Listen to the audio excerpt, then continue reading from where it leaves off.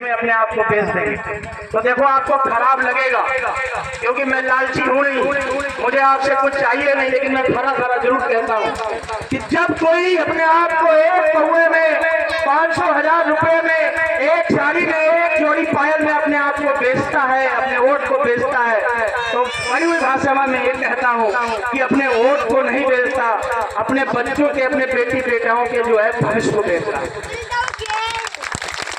आपने तो ठोक दिया एक कार्य में जाकर कि मैंने इनको वोट दे दिया, वही 5 साल व्यक्ति तुम्हारे बच्चों के हाथ से खाना छीन लेगा और फिर तुम डरते ठोकरे खाओगे। मैं फिर कहता हूँ कि अपने बीच का बनाओ, जो व्यक्ति कुछ नहीं है, ये लड़के जो कुछ नहीं है आपकी सेवा कर रहे, सोचो ये जिस दिन जिला पंचायत के प्रधान विधायक बन जाओगे तो आपकी कितनी सेवा करेंगे। अब मुझे तुम बताओ कि अपने आप को बेचोगे या अपने बीच में से किसी को बनाओगे? तुम बताओ, बेचोगे अपने वोट को? याद रखना, मैं आपको फिर कह रहा हूँ, योगी सरकार ने एक फरमान जारी किया कि इस उत्तर प्रदेश में 27,000 स्कूल बंद कर दिए जाएंगे। क्या स्कूल? मैं आपसे पूछता हूँ, इतना जो है महिलाओं का ग्रुप बैठा है, ये बात आप में से कितने लोगों को पता है? हाथ खड़ा करो। ये बात पता है किसी को? नहीं पता है आपको? ये पता है कि स्कूल बंद किए जा रहे हैं? कौन वाले?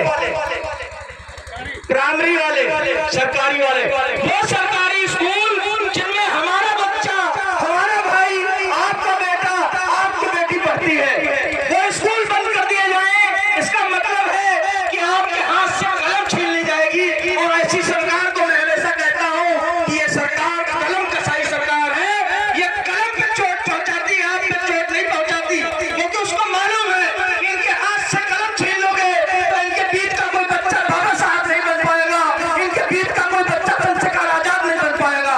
वो आपके हथियार छीनना चाहते हैं। मैं फिर आपसे कहता हूँ कि अगर आपने अपने लोगों को वहां नहीं पहुंचाया तो स्कूल छोड़ो, आपके घर, आपके खेत, आपके खलिहान सब छीन लिया जाएगा। आपसे भिखारी बन के रोडों पर मांगिएगा। आपको लगेगा नहीं साहब आप गलत बोल रहे हैं, तो मैं आपसे वादा करता हूँ, सीना ठोक के कहता हूँ कि आप जाओ बड़े शहर, कल शाम को बरेली जाइएगा या किसी दिन मौका मिले लखनऊ और दिल्ली जाइएगा।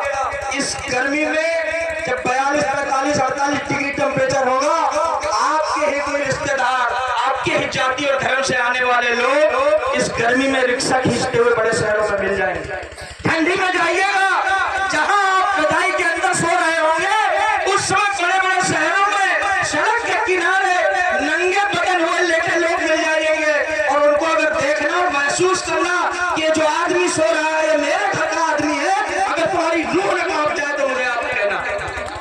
महसूस आप नहीं कर रहे सिर्फ आप जितने लोग हमें दावा के साथ कह सकता हूँ 90% लोग खाना खा के आए होंगे, सबका पेट भरा होगा। कुछ लोग जो कार्यक्रम की तैयारी कर रहे होंगे, हो सकता है उन्होंने भोजन ना किया हो, लेकिन 90% लोग खाना खा के हम यहाँ पर बैठे हुए। और इसी से मैं, कोई माँ, कोई बहन अपने बच्चों को एक वक्त की रोटी खिलाने के लिए दूसरों के घर में चौका बर्तन कर रही होगी। और वो जब दूसरों के चौका बर्तन करती है, उनके घर झाड़ू करके आती है, तब वो जाकर अपने बच्चों को खाना खिलाती है। मैंने देखा है पल्लियों में रहते हुए लोगों को जिनके घर में बच्चा रो रहा है, मैंने किसी से कहा कि ये क्यों रो रहा है, इसको दूध पिलाओ। बोले भैया दूध के पैसे नहीं है, अम्मा बाहर काम करने गई है, अभी जब आएंगी लौट के तो उसको दूध मिलेगा।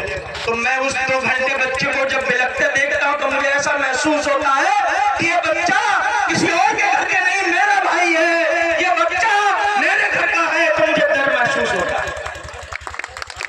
आप छीन लो अपने लिए, मैं आपसे दावा करके जा रहा हूँ कि मौत तुम्हारी भी निश्चित है, मरोगे तुम भी, लेकिन जाना अपने शमशान घाट और कब्रिस्तान में उन लोगों को भी आप देखोगे जो तुमसे पहले भी मरे पड़े हुए, वो भी कुछ करके नहीं गए और भी कुछ करके नहीं जा रहे हो। ये समाज कभी तुमको याद नहीं करेगा।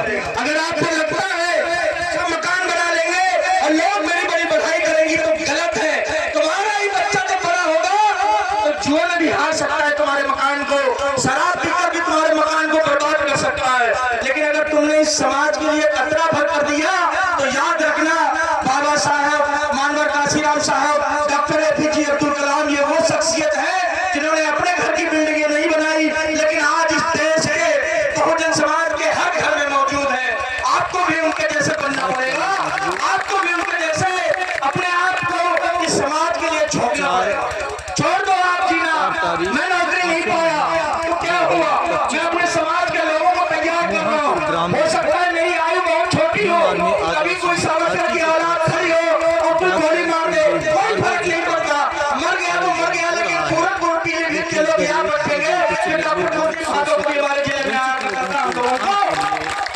समाज के बारे में उसने सिखलाया। कहते हैं ना, कहावत है कि जिंदगी 100 दिन की अच्छी नहीं, जिंदगी एक दिन की हो लेकिन बेहतरीन होनी चाहिए। आप अपनी जिंदगी बेहतरीन बनाइए, लंबी बनाने की आपको आवश्यकता नहीं। और मंजिल हमारी छोटी नहीं है। मैं कहता हूँ फिर कि उनको मुबारक हो जिनकी मंजिल छत पर जाना हो। हमारा हौसला मजबूत करें और जब तक हम आसमान से नहीं पहुंचेंगे तब तक हम युवाओं को तैयार करते रहेंगे। मुस्लिम SC अब आप देखो, मैं इनका नाम क्यों लिया? ये तमाम राजनीतिक पार्टियों में काम कर चुके हैं। समाजवादी पार्टी में बहुत प्रमुख पद पे थे, लेकिन आज हमारे साथ इस मंच पर खड़े हुए। अब ये बात बताना आपको इसलिए जरूरी है कि मुस्लिम समाज के तमाम लोग यहाँ मौजूद हैं, दलित समाज के लोग तमाम लोग मौजूद हैं। पार्टी किसी का भला नहीं करती। मैं फिर कहता हूँ, कभी मैं बदल जाऊं तो जरूरी नहीं मेरे पीछे चलिएगा। मेरी विचारधारा अच्छी होनी चाहिए। इस व्यक्ति को, मेरे भाई को भी महसूस हुआ कि हम जहाँ खड़े हैं, मुझे ऐसा लगता है विचारधारा मेरे लोगों के लिए नहीं बनी हुई। जो शख्स मेरी आवाज नहीं बन सकता, जो शख्स मेरे लिए, मेरे समाज के लिए खड़ा नहीं हो सकता, ऐसे राजनीतिक पार्टी को लात मारता हूँ और मैं अपने लोगों को तैयार करूंगा, अपने काफिले को तैयार करूंगा। और आज आपके बीच में खड़ा और मैं बधाई दूंगा ऐसे तमाम नौजवानों को कि आप लोग मिल जाइए और मुट्ठी को खोलिए मत, इस मुट्ठी को मजबूत करो। और देखना, आप जिस दिन आप इस मुट्ठी को बांध लिया, ये मुट्ठी जो है वो पूरा ताकत बन जाएगी। और इस ताकत को आपको लेके चलो, समय लगेगा, इस बात को भी याद रखना। बाबा साहब ने 10 साल जिल्लत झेली, तब जाके इस समाज को वो यहाँ से यहाँ तक लेके आए। लेकिन हम इस समाज को आगे ना ले जा पाए तो गिरने तो ना दें, हमारी जिम्मेदारी। क्योंकि अगर गिरा तो ये जो छोटे बच्चे बच्ची बैठे हैं, ये कल को बड़े होंगे और कहीं इनको कोई कहानी सुनाएगा कि ऐसी ताकतें थी जो तुम्हारे खेत खलियान छीन रहे थे, तुम्हारे लोगों को मार रहे थे। तो ये आगे घर के तुमसे पूछेंगे कि अब्बा, पिताजी, माताजी, जब हमारे खेत खलियान छीने जा रहे थे, जब हमारे लोगों को मारा जा रहा था, तो तुम उस समय क्या कर रहे थे?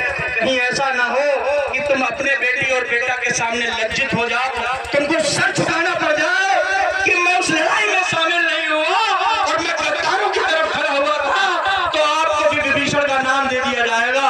याद रखना, इतिहास जरूर लिखा जाएगा। जब इस देश में, इस धरती पे चुन जाति ज्यादा बड़ी है, क्रांति का रूप लेकर आई है। और जब कभी भी इतिहास दीवानी का लिखा जाएगा, जब कभी चंद्रशेखर आजाद जी की, विनय रतन जी की कहानी लिखी जाएगी, तो उस कहानी में 2 पन्ने, 1 लाइन, 2 लाइन आपके भी लिखे जाएंगे। ये तय करने आपके हाथ में है कि वो 2 लाइन आपकी अच्छी लिखी जाए या वो 2 लाइन खराब लिखी जाए। अपना अपना योगदान दीजिए। जो पान लगाता है, जूता सिलता है, जो किसी दुकान पर बैठता है, सब अपनी अपनी दुकान पे बैठ के अपनी अपनी जगह से काम को करिए। जरूरी नहीं है आपको कि आपको धंधे छोड़ने की जरूरत है, जरूरी नहीं आपको कि अपनी पढ़ाई छोड़ने की जरूरत है। आप ऑटो चलाते हैं तो दिन में कम से कम 100 सवारियों को ऑटो में बैठाते हैं। आपको कुछ नहीं कहना है, खाली ऑटो चलाते चलाते पीछे कौन बैठा है आपको फर्क नहीं करता। बस खाली आपको यही बताना है कि हम मर रहे हैं और हमारे हक अधिकार कोई छीन रहा है। वो हक अधिकार जो छीन रहा है, वो इतना छीन रहा है कि हमारे बच्चे कल को पैदा होंगे तो उनके पास खाने को होगा कि नहीं होगा। तो मैं ऑटो जरूर चला रहा हूँ, लेकिन मैं योगदान जरूर दे रहा हूँ अपने समाज को।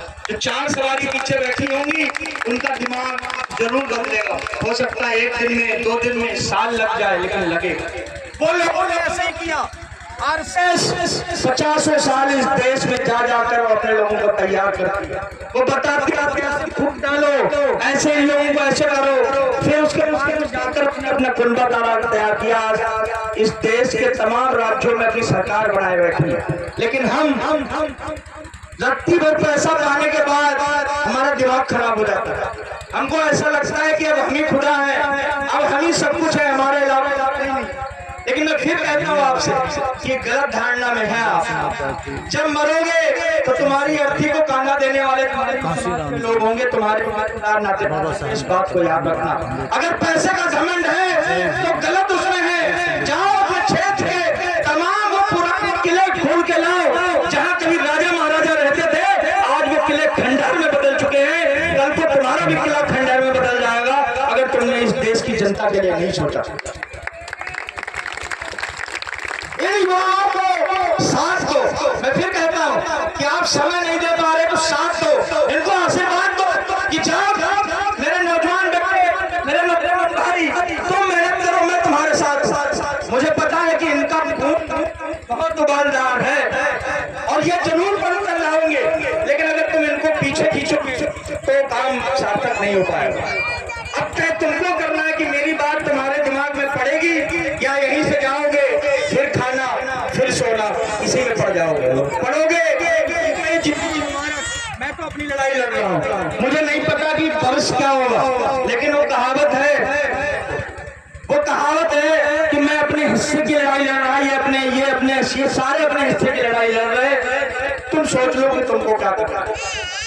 अगर तुम सब आज के आज पढ़ ले लो, जिस प्रांगण में हम खाली, हम नहीं कह रहे कि पूरा पीलीभीत बदले, ये पूरा पूरनपुर बदले, खाली हम इस प्रांगण में जितने लोग बैठे हो, अभी के अभी अगर कसम खा लो कि भैया हम कसम खाते हैं कि आज के बाद में अपने लोगों की लड़ाई लड़ेंगे और चलेंगे, जो सत्ताधारी लोग हैं, जो लोग हमारे लोगों को मार पीट रहे हैं, उनका खात्मा किया जाएगा। मैं आपसे दावा करता हूँ किसी और की जरूरत नहीं पड़ेगी, हम इतने लोग खाली इतने लोग काफी, यकीन नहीं है तो आप खड़े हो जाओ यहीं से, आप मुझे बताओ कि किस थाने और किस एसपी के सामने चलना है। 15 मिनट के अंदर में अगर एसपी अपनी कुर्सी छोड़ के आपके बीच में न खड़ा हो तो कल से जिस चौराहे पे खड़ा करके मुझे जूता मारना मार देना, 15 मिनट लगेगा। लेकिन समस्या वही है कि हम कह रहे हैं कि होगा, इसके वहां हमारे यहाँ नहीं, बस इसी चक्कर में पड़े। बदलो, जैसे शादी में